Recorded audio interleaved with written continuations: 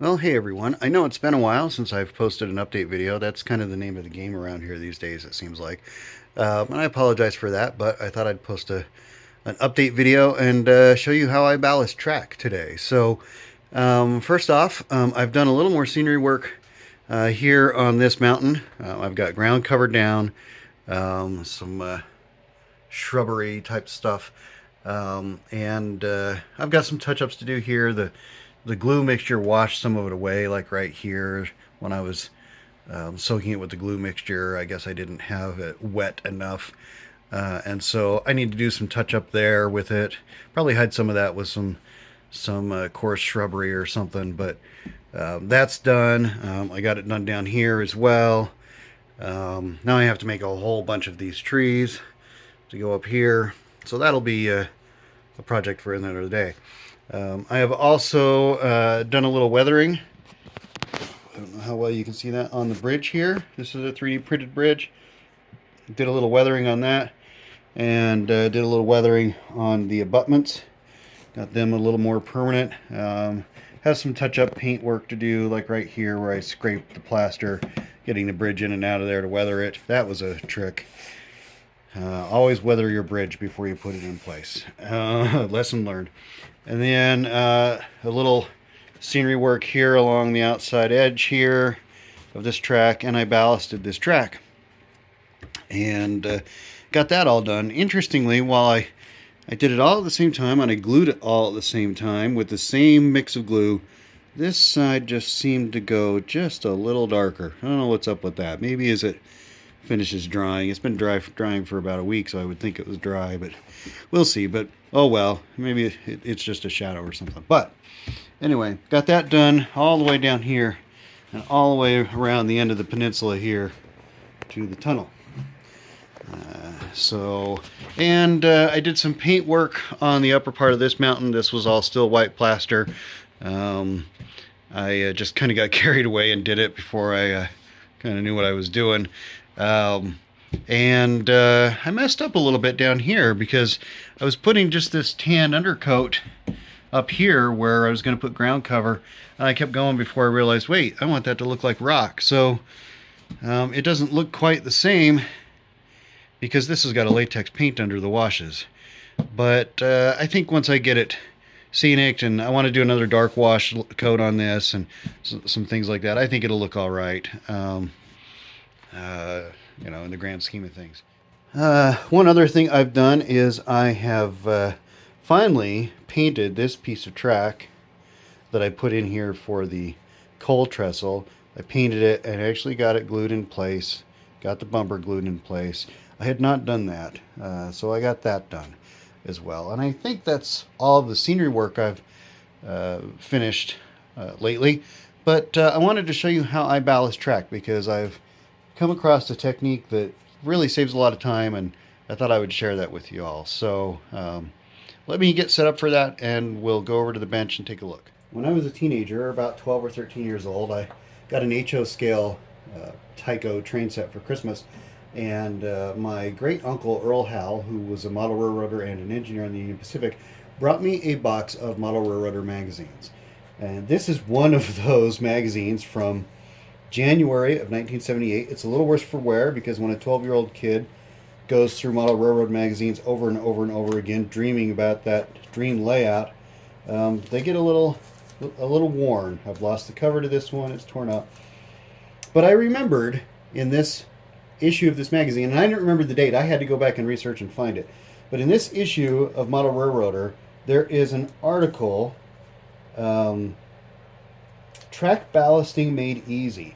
And I remembered this back here on page 108. See if I can find it here. 106.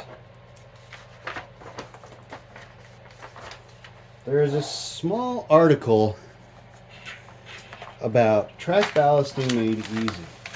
And it shows this device that connects to a vacuum cleaner and removes all the excess ballast off your track once you spread it out, leaving just the right amount of ballast. So I remembered this. I got digging and found this article and 3D modeled my own version of this and printed it. So let's take a look at that.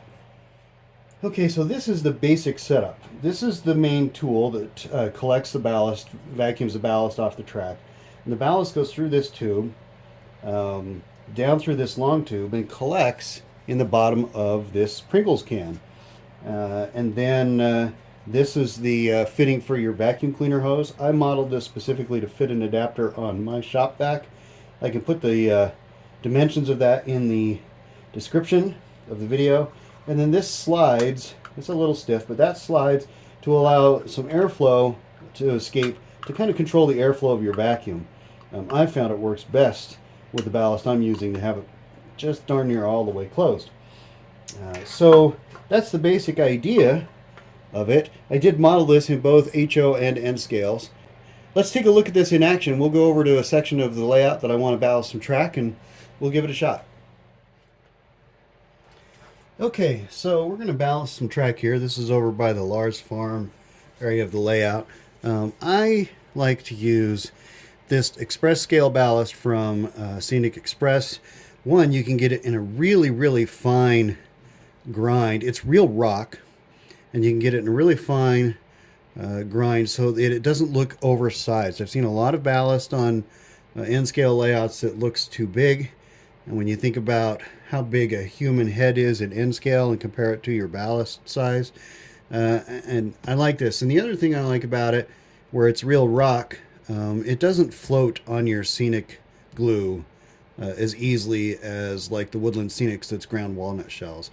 Arizona Rock and Mineral also does a real rock ballast, and I've used theirs before. I used theirs on my last layout, but I decided to give this a try, and I've been really happy with it. So I start out, I have this ballast spreader. This is commercially available, I think from Bachman. I'll see if I can find a link and put it in the description. And that does your initial spreading of the ballast. So I just use an old teaspoon here. Don't worry about getting it on the layout anywhere you don't want it, because you can vacuum it up. So I just put some in my ballast spreader here. It's funny, it kind of smells like the sand from playing in the sandbox when you were a kid. It's got a little bit of a dust to it. So then the way you use this ballast spreader is you just drag it along the track. Watch for anywhere where you've connected feeder wires. Make sure not to break those off. You just work along, and that gets your basic ballast spread done. I'm going to keep going just so I can use this ballast up, even though you can't see. Okay. So that's our basic ballast. So now I'll set up the vacuum tool and show you what that does, just to remove that little extra layer, because you can see that the ties are just almost buried under that ballast. We want those ties to be visible. So I'm going to grab the vacuum tool and we'll give it a shot. Okay, I've got my vacuum tool all set up. The one thing I'll say is, and I don't know if I can get a good shot of this, it's a little tricky to hold the whole thing and make sure the hoses don't kink. So I've just kind of developed a method where I just kind of hold it by the hoses, and that way it won't kink. I'm going to go ahead and turn the vacuum on now. It'll get really noisy, but I'll turn the vacuum on and we'll give this a shot.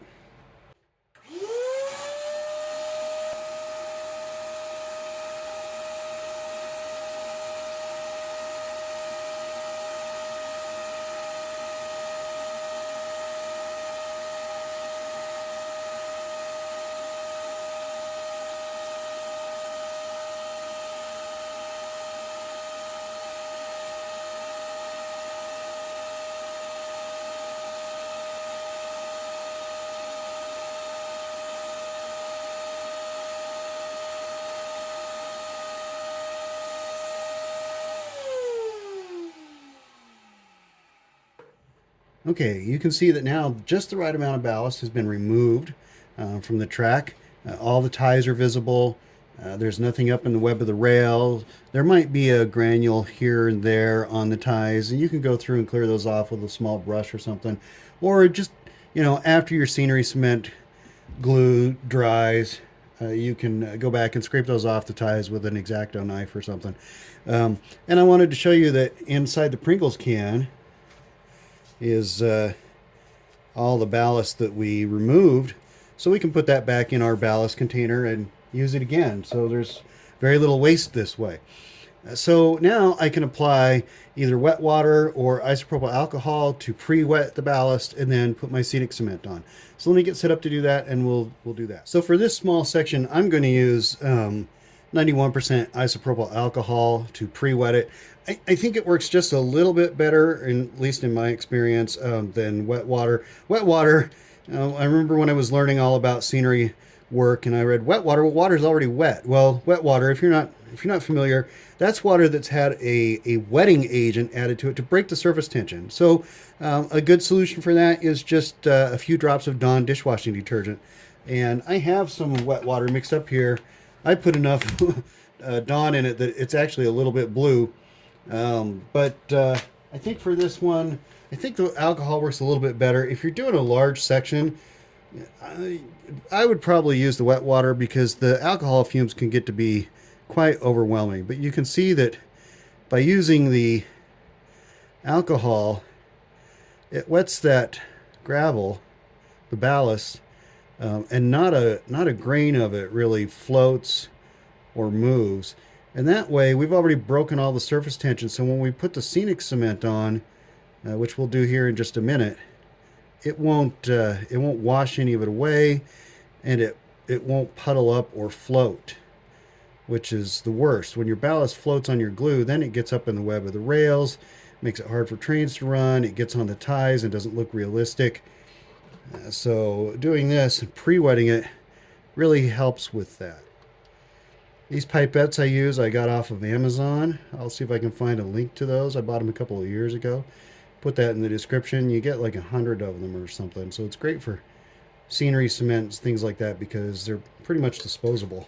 I apologize. I forgot to start the camera and I started gluing. This is my scenic cement. This is about a 50-50 mix of water and Mod Podge matte medium. You can use white Elmer's glue as well, just plain old white Elmer's glue, not the school glue. Mod Podge seems to be a little more matte and dry completely flat instead of having a little bit of a sheen to it, so I like the Mod Podge.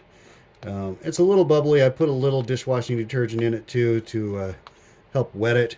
But now as we just apply it to the ballast, I'm getting a little floating there, but not bad.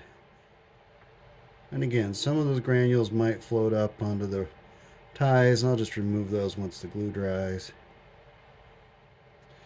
There we go. Do along the sides here.